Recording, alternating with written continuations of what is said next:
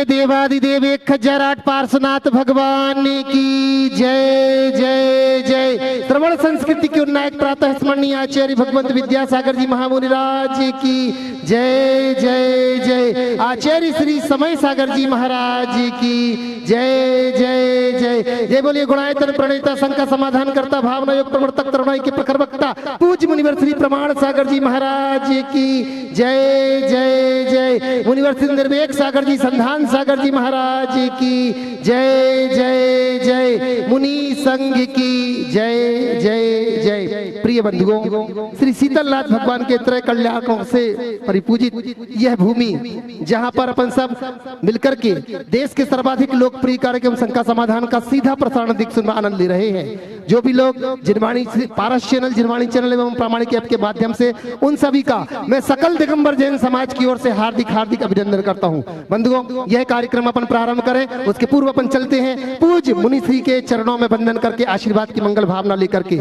आप सब मेरे साथ शामिल हो जाएंगे। हाथों को जोड़े और बोले भो स्वामी नमोस्तु नमोस्तु नमोस्तु। बंधुओं, जैसे कि आपको विदित है कि पूज्य मुनिवर श्री पंच परमेष्ठी में से साधु परमेष्ठी हैं और परमेष्ठी वो हैं जिनके चरणों में राजा महाराजा इंद्र भी शीश झुकाते हैं। आज हमारे बीच में हम कह सकते हैं कि हमारे प्रदेश के राजा हमारे भाई प्रहलाद जी पटेल यहाँ पर उपस्थित है। मैं चाहूंगा जोरदार कलतर ध्वनि से उनका अभिनंदन करते हैं। वो यहाँ उपस्थित है और उनके परिजनों में से उनके साले साहब यहाँ पर उपस्थित है। मैं निवेदन करता हूँ कि वो पूरे परिवार के साथ एक बार मंच के निकट आए और जोरदार कलतर ध्वनि से पहले हम उनका अभिनंदन करते हैं। अभी उनका वक्तव्य अपन बीच में सुनेंगे, पर मैं चाहूंगा कि पहले अभिनंदन की कड़ी में मैं उनको निवेदन कर रहा हूँ प्रहलाद जी आप स्वयं आए और साथ में अपने साले साहब अपने परिजन को यहाँ पर लेकर के आए। हमारी पूरी ट्रस्ट कमेटी यहाँ पर उपस्थित है। मैं निवेदन करता हूँ इनका अभिनंदन करने के लिए वसंत भैया यहाँ पर उपस्थित, निवेदन करता हूँ कृपया वसंत भैया यहाँ पर आए। साथ ही साथ डॉक्टर महेंद्र जी हैं, डॉक्टर शोभा जी हैं, पंकज भैया, इनका अभिनंदन करने के लिए निवेदन कर रहा हूं। जोरदार जोरदार कलतर ध्वनि से इनका अभिनंदन करते हैं। बंधुओं, इनका मन हमेशा पूज्य मुनि श्री के पास रहता है। मैं आपसे कहूंगा कि देखना आप इनको देखते हैं और पूज्य गुरुवर को देखते हैं, कहीं ना कहीं से पूर्व का संबंध जरूर है। तब ना जहां जहां मुनिवर जाते हैं वहां वहां ये जरूर उनके चरणों की वंदना करने के लिए पहुंचते हैं। एक बार मैं चाहूंगा, निवेदन कर रहा हूं वसंत जी सभी मिलकर के एक बार पूरे परिवार का अभिनंदन करेंगे। महाराज श्री के निकट आकर आशीर्वाद ले रहे हैं। पूरे परिवार से निवेदन कर रहा हूं और शंका समाधान का यह सत्र प्रारंभ हो उसके लिए मैं निवेदन करता हूं हमारे पूज्य मुनिवर श्री संधान सागर जी महाराज के चरणों की वंदना करते हुए महाराज श्री आपका आशीष मिले और चलते हैं अपन शंका समाधान के सत्र में। अभी मध्य में अपने को प्रहलाद जी पटेल जिनके वक्तव्य सुनने को अपने को जरूर मिलेंगे, वे अपना प्रश्न भी रखेंगे। विदिशा जो ट्रस्टी भी हैं गुणायतन के और पूज्य महाराज श्री जी के अनन्य भट्ट अनेकों पर्यूषण पर्व से दोनों पति पत्नी यहाँ विदिशा से जाकर जहां भी महाराज जी रहते हैं वहां पर जाकर 10 उपवास की साधना ही करते हैं। पूज्य महाराज श्री जी चरणों में आ जाएं डॉक्टर शोभा राजेंद्र और उसके बाद में तैयार रहेंगे नबी आशीष जैन बंडा जो संरक्षक हैं गुणायतन। त्रय महाराज श्री के चरणों में बारंबार नमोस्तु। सभी क्षुल्लक महाराज जी के चरणों में एक शामी महाराज जी। हे गुरुवर, मेरा प्रश्न ये है कि ज्ञान और ज्ञानवान में क्या अंतर है? केवल ज्ञान प्राप्त करने से हमारा कल्याण हो सकता है क्या? पहली लाइन क्या बोला आपने? ज्ञान और ज्ञानवान में क्या अंतर है? केवल ज्ञान प्राप्त करने से हमारा कल्याण हो सकता है क्या? देखिए, आपने जो सवाल किया है ज्ञान और ज्ञानवान में क्या अंतर है ना जी।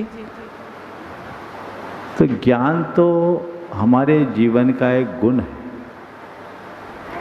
जानना एक क्रिया है और जिसके अंदर ये है वो ज्ञानवान। आपने पूछा है केवल ज्ञान प्राप्त करने से हमारा कल्याण हो सकता है क्या? ज्ञान प्राप्त करने से हमारा कल्याण हो इसमें संशय है, लेकिन आत्मज्ञान के बिना कल्याण नहीं होता है तय जी। तो हमारा कल्याण तभी और तभी होगा जब हमारे अंतर मन में आत्मज्ञान होगा जी। तो हम आत्मज्ञान को विकसित करें जिससे जीवन का कल्याण हो सके। नमोस्तु गुरुवर। नबी आशीष जैन बंडा संरक्षक गुणायतन और उसके बाद में तैयार रहेंगे राजकुमार जी सुराना विदिशा। माइक पहुंचाइए जल्दी से। जिनका नाम हम बोले वो अपने स्थान पर खड़े हो जाएं और माइक वाले भैया माइक वहां तक पहुंचा दें। श्री महाराज जी के चरणों में सादर नमोस्तु नमोस्तु नमोस्तु। समस्त शुल्लक जी के चरणों में इच्छामी इच्छामी इच्छाएं। महाराज जी, मेरी जिज्ञासा यह है, धैर्य एक ऐसा वृक्ष कड़वा वृक्ष है पर उस पर हमेशा फल मीठे लगते हैं। आज के समय में युवा पीढ़ी हर चीज़ इंस्टेंट चाहती है, ऐसे में महाराज जी धैर्य कैसे रखें? और दूसरा प्रश्न महाराज जी, आज के समय में पांचों इंद्रियों में रचना इंद्रिय पर विजय रखना सबसे कठिन बात है। ऐसे में महाराज जी, आपने शिखर जी से जब से विहार किया, जब मैं आपके दर्शन किए तब आपने बताया आपका 15 किलो वजन कम हो गया। मैंने आपको देखा, मैंने पूछा महाराज जी आप तो बहुत ज़्यादा दुबले लग रहे, तो आपने बताया कि वजन कम हो गया और मैंने अनाज का त्याग कर दिया। तो महाराज जी, मेरी जिज्ञासा यह है कि आज रचना इंद्रिय पे विजय प्राप्त करना इतना कठिन है, ऐसे में आपने सिर्फ और सिर्फ आप हरी सब्जियां ले रहे हैं, तो ऐसे में हम लोग ऐसा क्या करें कि हम लोग रचना इंद्रिय पर विजय प्राप्त करें? और ये जो आज के समय में युवा पीढ़ी पे मोटापे की समस्या बढ़ रही है, विभिन्न रोग बढ़ रहे हैं, उसको कैसे नियंत्रित करें? नमोस्तु महाराज जी, नमोस्तु। देखिए, दो सवाल और दोनों अलग अलग दिशा के। जो पहला सवाल है कि जीवन में धैर्य को कैसे धारण किया जाए। आज हर कोई जो कुछ भी चाहता है वो इंस्टेंट चाहने की प्रवृत्ति हो गई। अगर अपने जीवन में धैर्य धारण करना है तो हमें 4 बातों को आत्मसात करना होगा। सबसे पहली बात, अपने मन में ये बात बिठानी होगी कि कोई भी क्रिया का परिणाम तत्काल नहीं मिलता। हमारे हाथ में क्रिया है और उसके परिणाम तक हमारे पास केवल और केवल प्रतीक्षा है। ये बात अपने मन में बिठाल दे। जैसे किसान बीज बोता है और बीज बो करके भूल जाता है। बीज बोने से पहले वो जमीन अच्छे से तैयार करता है। बीज बो देने के बाद वो बीज ठीक तरीके से फलीभूत हो, इसके लिए अपेक्षित सावधानी भी रखता है। लेकिन आज बीज बोया, दूसरे दिन से ये नहीं देखता कि अंकुर फूटा कि नहीं, अंकुर फूटा कि नहीं, अंकुर फूटा कि नहीं। उसको ये पता है कि बीज बोया है तो उसको अंकुरित होकर पल्लवित और पुष्पित होने में जितना वक्त लगना वो लगेगा ही। यदि हम उतनी प्रतीक्षा नहीं कर पाए तो कभी परिणाम नहीं होगा। दूसरी बात, जब काम करे तो आत्मविश्वास के साथ करे और इस सोच के साथ करे कि मैंने सही काम किया है तो उसका अंजाम आएगा ही आएगा, मन अधीर नहीं होगा। जिन लोगों के अंदर आत्मविश्वास की कमी होती है या जो लोग आधे अधूरे भावों के साथ अपना काम करते हैं, उनके मन में बड़ी आकुलता रहती, उत्सुकता रहती, क्या पता रिजल्ट आएगा कि नहीं, रिजल्ट आएगा कि नहीं, रिजल्ट आएगा कि नहीं, अच्छा होगा कि नहीं, बुरा तो नहीं हो जाएगा। ये जो चीज़ें हैं ये मनुष्य को हमेशा परेशान करते हैं। तो कोई भी काम करो आत्मविश्वास के साथ करो। आत्मविश्वास के साथ काम करेंगे तो सब काम होगा। तीसरी बात, नकारात्मकता को अपने ऊपर हावी मत होने दो। जब जब हमारे मन पर नकारात्मकता हावी होती है, मन अधीर होता है। नकारात्मकता नहीं होनी चाहिए। और चौथी बात, आशावादी बनना चाहिए। आशा मनुष्य के धैर्य का एक बहुत बड़ा आधार है।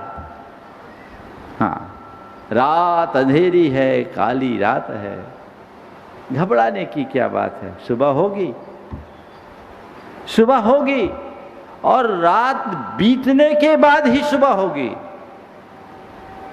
तो हमें रात को कोसने की जगह प्रभात के स्वागत की तैयारी रखनी चाहिए।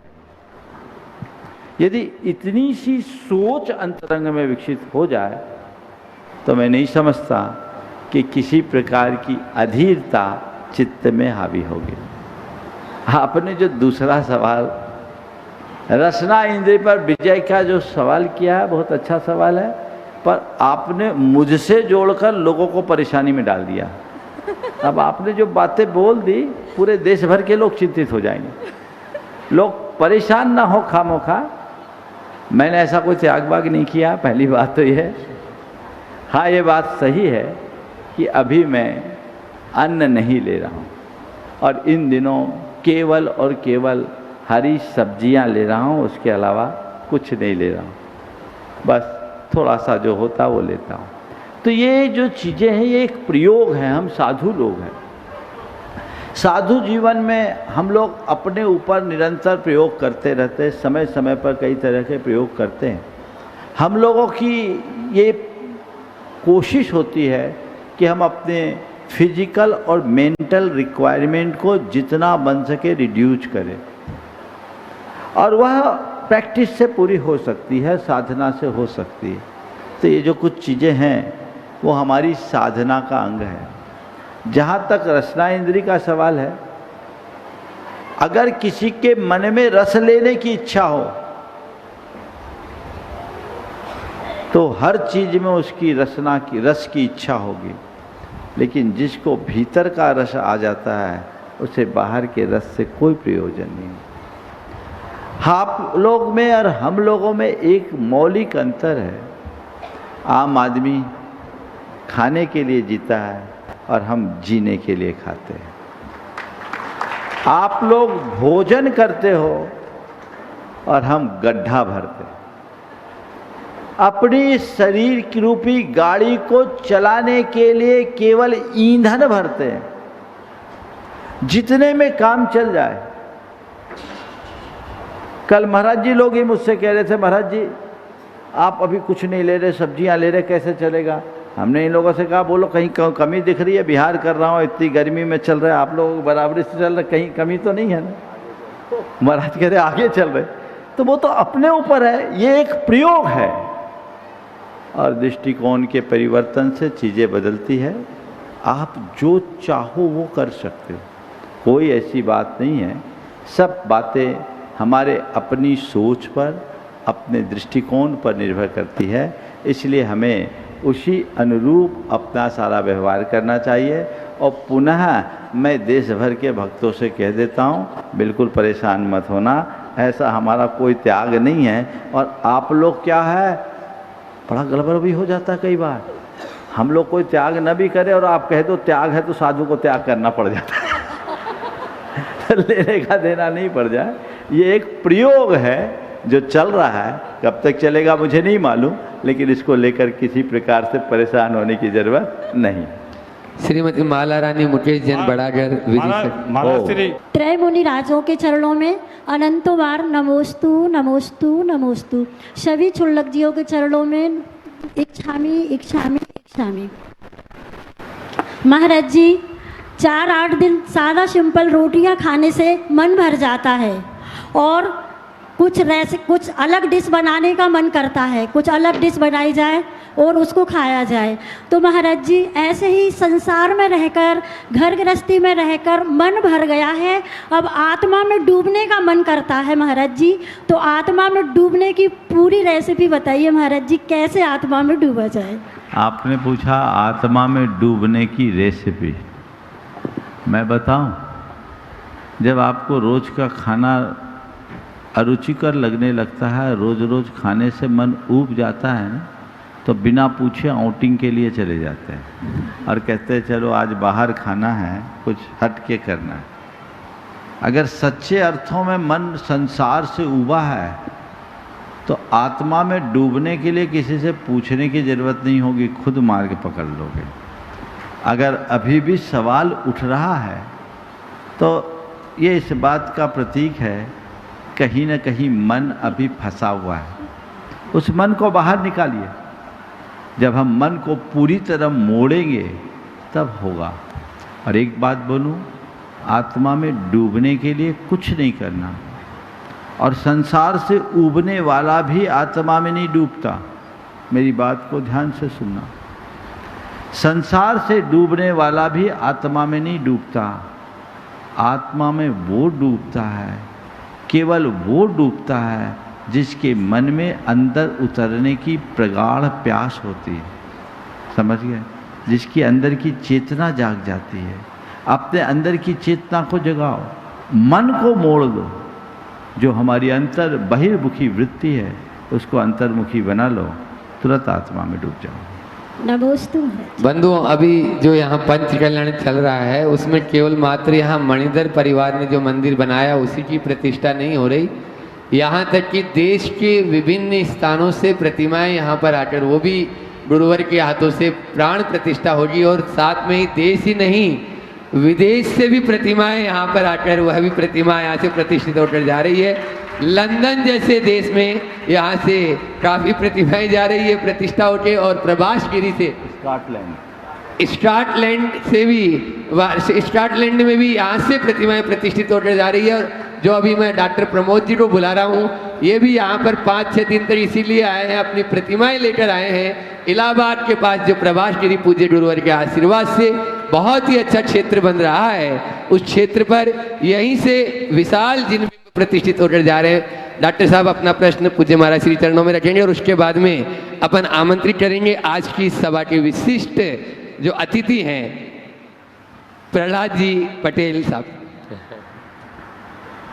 बोलो। नमोस्तु महाराज जी। अच्छा, इधर। दीक्षित प्रभासगिरी से समस्त महाराज को नमोस्तु नमोस्तु नमोस्तु। महाराज जी, आपकी एनकम्पास है प्रभासगिरी तीर्थ क्षेत्र में 2 भगवान जी नए बनने जा रहे हैं। आदिनाथ भगवान जी, महावीर भगवान जी जो वहाँ पे नहीं थे, और वहाँ जो मूल नायक हमारे पद्म प्रभु भगवान जी हैं वो जैसे थे वैसे ही बीच की वेदी पे रहेंगे। महाराज जी, हमारा प्रश्न है कि तीर्थ क्षेत्र के विकास में सभी की अलग अलग विचारधारा होती है, उसमें हम लोग सामंजस्य कैसे बनाएं? महाराज जी, इसमें मार्गदर्शन देने की कृपा करें। देखिए, पहले तो मैं चाहूँगा एक बार डॉक्टर साहब का जोरदार करतल ध्वनि से अभिनंदन करें। आप देख रहे उम्र के इस पड़ाव में भी पेशे से डॉक्टर होने के उपरांत ये बड़ी लगन और निष्ठा के साथ प्रभासगिरी तीर्थ क्षेत्र जो भगवान शीतलनाथ के पद्म प्रभु के शीतलनाथ तो यहाँ है, वही बैठा हुआ है जवान पे। पद्म प्रभु भगवान के 3 कल्याण को 3 के जन्म तप ज्ञान कौशाम्बी प्रभासगिरी दोनों, हाँ, कौशाम्बी और प्रभासगिरी मिलाकर 4 कल्याणक हुए आजू बाजू में हैं। उससे पावन पवित्र भूमि 2015 में हमारा वहाँ जाना हुआ था। यमुना का तीर, बड़ा रमणीक स्थल, वो क्षेत्र बहुत पिछड़ा हुआ था। और तब मैंने इन लोगों को आगे किया और तब से अब तक इन लोगों ने मिलजुल कर क्षेत्र का चहुमुखी विकास किया है। इनका जितना अभिनंदन किया जाए उतना कम। अभी वहाँ आदिनाथ भगवान और महावीर भगवान की स्थापना होने जा रही है और वो प्रतिष्ठा यहीं से संपन्न होगी जिसके सिलसिले में आए। आपने पूछा है तीर्थ क्षेत्र की व्यवस्था करते समय कार्यकर्ताओं के मध्य आपस में सामंजस्य कैसे बिठाए। देखो, ये तो सब जगह की बीमारी है। एक परिवार हो तो परिवार में भी सामंजस्य बिठाना बड़ा कठिन होता है, लेकिन मैं सामंजस्य बिठाने का सूत्र दे रहा हूँ आप सबको, और ये सब जगह लागू होगा। कुछ बातों को नज़रअंदाज करो और कुछ बातों को पचाने की क्षमता विकसित कर लो, सामंजस्य अपने आप हो जाएगा। हम असामंजस्य तभी उत्पन्न होता है जब हम चीज़ों को पकड़ बैठते हैं, नज़रअंदाज नहीं कर पाते, पचा नहीं पाते, प्रतिक्रियाएं करने लगते हैं। अपना जो लक्ष्य है उस लक्ष्य को सामने रखिए, चलिए। और गुरुदेव कहते हैं कान खुले रखो, मुंह बंद रखो।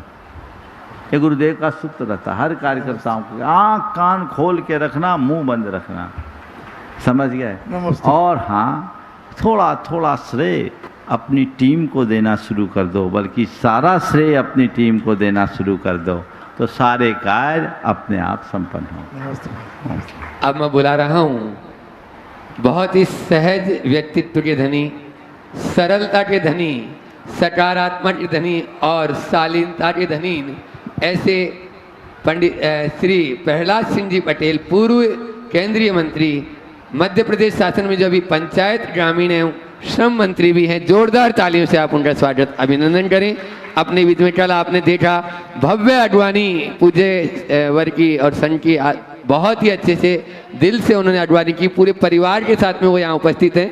साले साहब और ससुराल पक्ष को भी साथ में ले लें, वो अपनी बात भी यहाँ पर पहले पूज्य महाराज जी के चरणों में रखेंगे और उसके बाद में जो उनको पूछना है वो प्रश्न भी पूरा रखेंगे। परिवार यहाँ पर उपस्थित है। मैं चाहूंगा कि एक बार हमारी पूरी कमेटी यहाँ पर उपस्थित है, पूरे परिवार का अभिनंदन करना चाह रहे हैं। एक बार बहुत जल्दी से मैं निवेदन करूंगा, बसंत भैया अपनी पूरी टीम के साथ बहुत शीघ्रता से आज आपके साले साहब साथ में आए। हम चाह रहे हैं कि उनका अभिनंदन जरूर होवे और जोरदार तालियों के साथ पूरा परिवार का अभिनंदन हो रहा है। मैं यहाँ से महिला मंडल से जो भी भाभी जी आप आ जाएं, माँ आप आ जाओ। एक प्रश्न साले साहब भी करेंगे उनके उपकार एजेंसी से निवेदन करता हूँ। हाँ, महिला पूनम जी और आप दोनों। उपकार फर्स्ट पदम जी आइएगा। आप लोग हाथ बांध कर बैठे हुए हैं। करतर ध्वनि जो है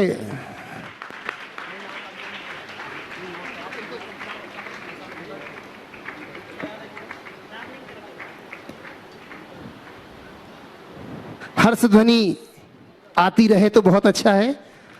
पुनः पुनः अभिनंदन कर रहे हैं जिन्होंने गुरु चरणों में अपने आप को जोड़ा है।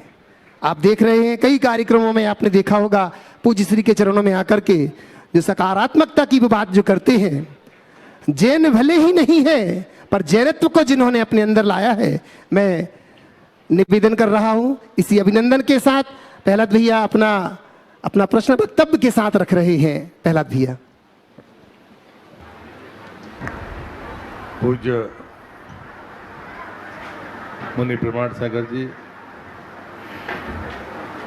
पूज्य मुनि निर्वेक सागर जी, पूज्य मुनि संधान सागर जी सहित पूरे मुनि संघ के चरणों में मैं नमन करता हूं और मैं अपना सौभाग्य मानता हूं कि इतने जल्दी मुझे संघ का समाधान के इस कार्यक्रम में शामिल होने का अवसर मिल रहा है। जब मैं पहली बार शिखर जी में संघ का समाधान में शामिल हुआ था तब मैं सोचता था कि अब 1000 किलोमीटर दूर है, बाद में कब ऐसा अवसर आएगा। लेकिन परसौरिया हो गया, आज विदिशा है। महाराज श्री, मैंने परसौरिया में आपसे कहा था, प्रश्न पूछा था कि एक तरफ नैतिक मूल्यों में और आध्यात्मिक परंपराओं में गिरावट है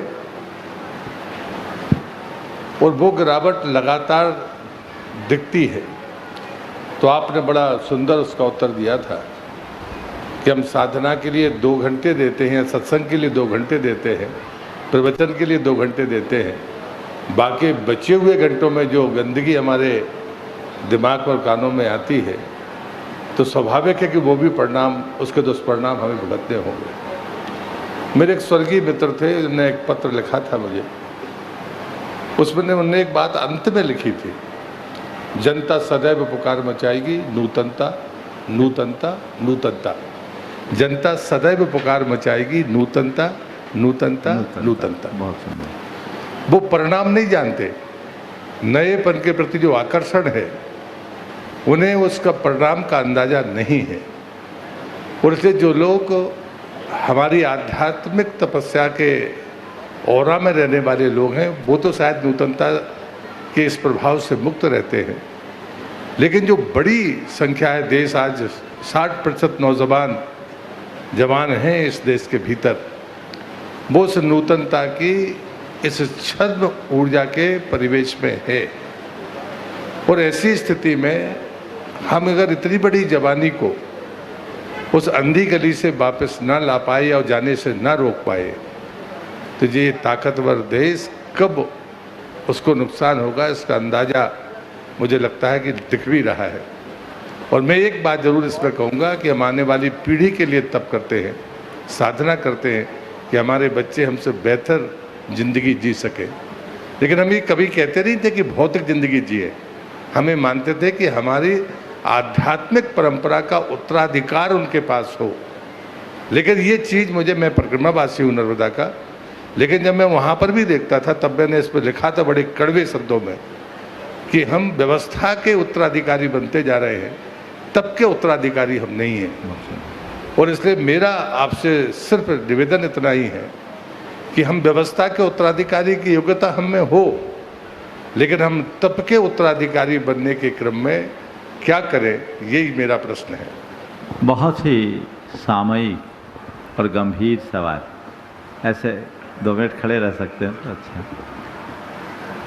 और ऐसे आपके जितने भी सवाल होते हैं एक मनीषी जैसे सवाल होते हैं, और मैं समझता हूँ आज के इस दौर में पूरे देश में ऐसे सवालों पर चर्चा होनी चाहिए, लोग इसकी बड़ी अपेक्षा मुझे दिखती है। इस संदर्भ में मैं 2 बातें कहूँगा। पहली बात आधुनिकता की। मेरी राय में आधुनिकता बुरी नहीं, बशर्ते हम अपनी मौलिकता को सुरक्षित रखें।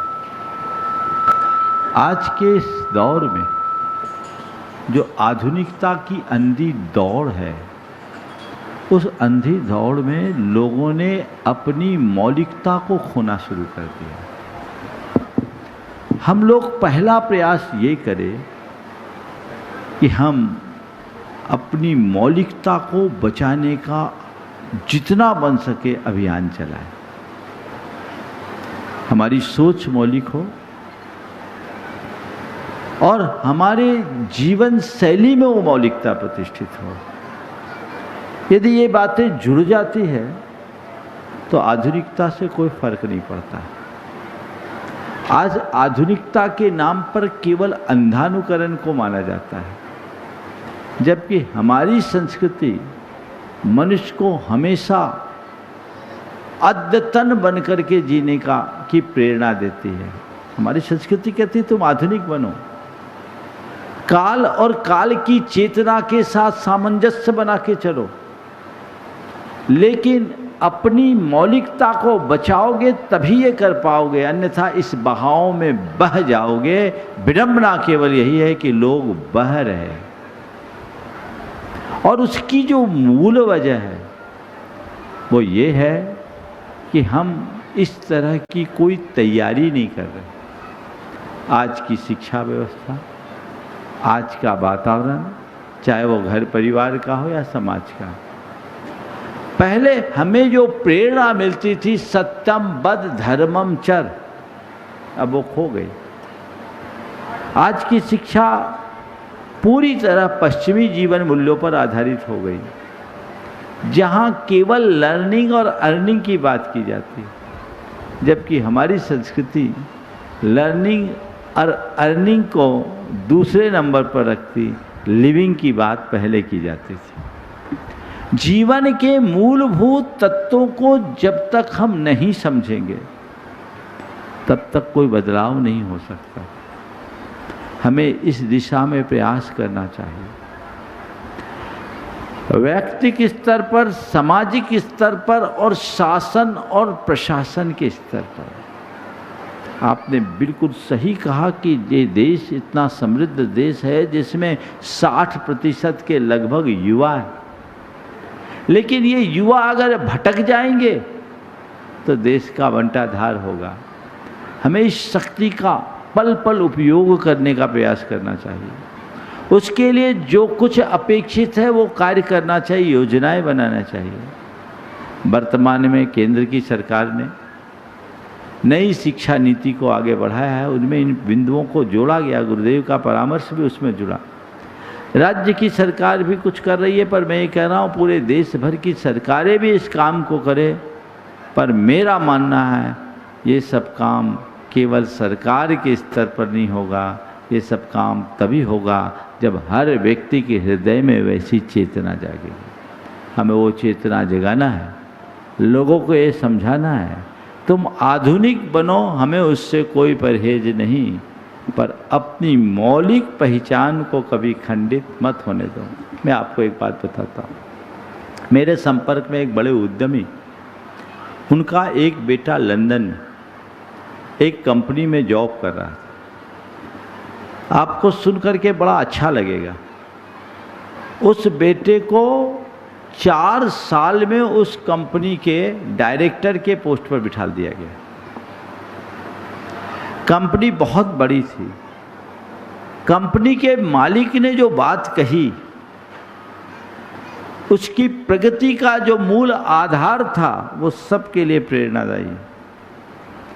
कंपनी के मालिक उसके कार्यशैली, उसकी विचारधारा, उसकी प्रवृत्ति, उसके व्यवहार से बहुत प्रभावित था, और उसने जब उसे डायरेक्टर की पोस्ट पर बिठाया तो ये कह कर के बिठाया कि मुझे तुम्हारे अंदर भारत के दर्शन होते हैं, इसलिए मैं तुम्हें बिठा रहा हूँ। और दूसरे लोग जो आते हैं उन्होंने अपनी मौलिक पहचान को खोई, लेकिन तुम में जब मैं देखता हूँ तो तुम में पूरे भारत और भारतीयता के दर्शन होते हैं। वो कंपनी इंग्लैंड की, लंदन की कंपनी थी, भारतीय नहीं था, लेकिन वो उस बात का उसे बड़ा प्रभाव था कि ये आदमी उसूलों से बंधा हुआ आदमी है, और जो मनुष्य उसूलों से बंधता है वही उपलब्धियों तक पहुंचता है। हमें ये बात हर बच्चे तक पहुंचानी चाहिए।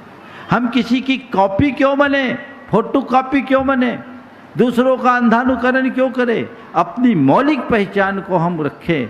हम कहीं से कम नहीं हैं, बल्कि हमारी जो सांस्कृतिक विरासत है वो विश्व में सबसे मूल्यवान है, उसे हम समझें। दूसरी बात, व्यवस्था तो हम विरासत में सौंप रहे हैं, लेकिन अवस्था का ध्यान नहीं। मैं अक्सर बोलता हूँ कि आज लोग पूरा ध्यान संपत्ति पर दे रहे हैं। हमारा ध्यान संपत्ति के साथ संस्कृति पर होना चाहिए। उस संस्कृति को प्रारंभ से अगर हमने विकसित किया तो ये बहुत बड़ी उपलब्धि होगी, और हमें इस तरह का प्रयास करना चाहिए। हम तो ये उम्मीद रखते हैं कि आने वाले दिनों में जो केंद्र की व्यवस्था में एक नया रूप आएगा, शायद भारत नए अभ्युदय को प्राप्त करे और आगे बढ़ा सके। ये प्रयास करना चाहिए। कल रिजल्ट खुलना है, लेकिन ऐसे तो रिजल्ट जनता के बीच लगभग खुल ही गया है। हम लोग तो बता रहे हैं, अब तो केवल ये तय होना है कि कितना है। लेकिन मैं बहुत आशान्वित हूँ, खासकर मोदी जी के प्रति, क्योंकि उनकी निष्ठा भारत और भारतीय संस्कृति के प्रति बहुत गहरी रही है। अगर इस तरह का नेतृत्व देश को मिलेगा तो देश निश्चित प्रगतिशील बनेगा, और देश अपनी मौलिक पहचान को स्थापित कर पाएगा, और उसमें आप जैसे लोग लगेंगे तो और 4 चांद लगेगा। आप हेलो, प्रहलाद सिंह जी पटेल जी के साले साहब भी प्रश्न अपनी ओर से पूज्य महाराज श्री चरणों में रखें। महाराज जी, आपके चरणों में और सभी मुनिवर के चरणों में प्रणाम करता हूँ। आपसे एक सवाल करूँगा कि इंसान के जीवन में कई बार प्रयास करने पर सफलता नहीं मिल पाती, हमेशा उसे असफलता ही हाथ लगती है, तो ये असफलता का अंत क्या होगा? देखिए, सबसे पहले हमें सफलता का अर्थ समझना चाहिए। अगर हम सफलता का अर्थ समझ लेंगे तो आपकी सवाल का उत्तर मेरे समझता मिल जाएगा। प्राय लोग सफलता किसी निर्धारित लक्ष्य की उपलब्धि तक सीमित मानते हैं। ऐसा कहा जाता है, किसी निर्धारित लक्ष्य को प्राप्त कर लेना सफलता है। मानता हूँ, लेकिन ऐसा नहीं सोचना चाहिए। खासकर आप लोग जिस बैकग्राउंड से जुड़े हों, चूँकि आपका पॉलिटिकल बैकग्राउंड है। मान लीजिए कोई चुनाव में सफल हो गया, जीत गया तो सफल है, हार गया तो विफल। इससे मैं नहीं मानता। क्यों? ये तो क्षेत्र ही ऐसा, एक को जीतना है, दूसरे को हारना है, तय है। जिस दिन आपने चुनाव में अपना नामांकन किया, उसी दिन ये तय था कि एक जीतेगा एक हारेगा, दोनों तो जीत नहीं सकते। लेकिन जो जीत गया वो सफल और हार गया वो विफल, ये सोच सही नहीं है। माना वो चुनाव नहीं जीत पाया तो ये मैं मान सकता हूँ वो चुनाव जीतने में विफल रहा, लेकिन अपने जीवन में विफल नहीं रहा। वो अगर चाहे तो जनता का विश्वास पाकर जनता के दिल में बैठने में सफल हो सकता है। उसके लिए अवसर। तो मैं ये उदाहरण दे रहा हूँ, किसी भी क्षेत्र में आप आगे बढ़ो, उसकी अंतिम संभावना तक प्रयत्न करो, अपना सर्वस्व झोंक दो, पूर्ण लगन, निष्ठा और समर्पण के साथ काम करो। लेकिन उसके उपरांत भी यदि वांछित परिणाम न मिले तो प्रयत्न की दिशा में परिवर्तन करें। इस दिशा में हम सफल नहीं हो सकते तो इस दिशा में होंगे। मैं एक ऐसे युवक को जानता हूं जिसने 4 बार यूपीएससी कॉन्टेस्ट किया, इंटरव्यू तक गया, सेलेक्ट नहीं हो पाया। आप सोच सकते हैं इतने आगे तक जाने वाला व्यक्ति अगर विफल हो जाए तो क्या होगा। कई लोग तो डिप्रेशन के शिकार हो जाते। उसने कहा कोई बात नहीं, मैं कलेक्टर नहीं बन पाया, कोई फर्क नहीं पड़ता, अब मैं कलेक्टर बना के दिखाऊंगा। और उसने कोचिंग इंस्टीट्यूट चलाया और कई लोगों को आईएएस में उत्तीर्ण करा दिया। क्या ऐसे व्यक्ति को हम विफल मानेंगे? जिसमें हमें पहले से पता है, खासकर जिन क्षेत्रों में प्रतियोगिताएं, वहाँ हमें ये मानसिकता बना के चलनी चाहिए कि हम सफल हैं या विफल, इसकी अवधारणा बदलना। मुझे प्रहलाद जी की एक बात याद आ रही है। जब ये दूसरी बार लोकसभा चुनाव लड़े थे, मैं अगर कह रहा हूँ तो शायद सही होगा, उन दिनों मैं गोटे गांव में था और उस चुनाव में ये सफल नहीं हुए। ये मेरे पास आए रिजल्ट के दूसरे ही दिन, मैं वहीं था। और इन्होंने एक बात कही जो मुझे बहुत प्रभावित की। मैं थोड़ा सा जो इनके प्रति थोड़ा मतलब अपना स्नेह रखता हूँ, वो समझ लो उसी इमेज का परिणाम। इनने कहा, महाराज जी अब मैं स्वाध्याय करूँगा। इनका शब्द था, स्वाध्याय करूँगा, अपना अंतर्विश्लेषण करूँगा। ये चीज़ें तो लगी हुई राजनीतिक क्षेत्र में, और मैं मानता हूँ कि उनका वो स्वाध्याय है जो इस व्यक्ति को यहाँ तक आज ला करके खड़ा के यहाँ तक पहुँचा है। सोच को हमेशा ऐसे ही बना के रखना चाहिए। एक जगह अगर हम असफल हुए हैं तो इसका मतलब ये नहीं कि हम फिसल गए। हमारे पास बहुत अवसर है, हम जिस क्षेत्र में चाहे उस क्षेत्र में आगे बढ़ सकते हैं। संभावनाओं के द्वार खुले रहते हैं। मैं एक वाक्य में आप सबसे कहूँगा, बंद दरवाजों को मत देखो। 99 द्वार बंद होता है तो 100वां द्वार खुलता है। हमारी दृष्टि बंद द्वारों पर होने की जगह खुले द्वार पर होना चाहिए। जो द्वार खुलेगा हम उससे आगे बढ़ेंगे तो कभी विफलता खलेगी। बोलिए अहिंसा परमो धर्म की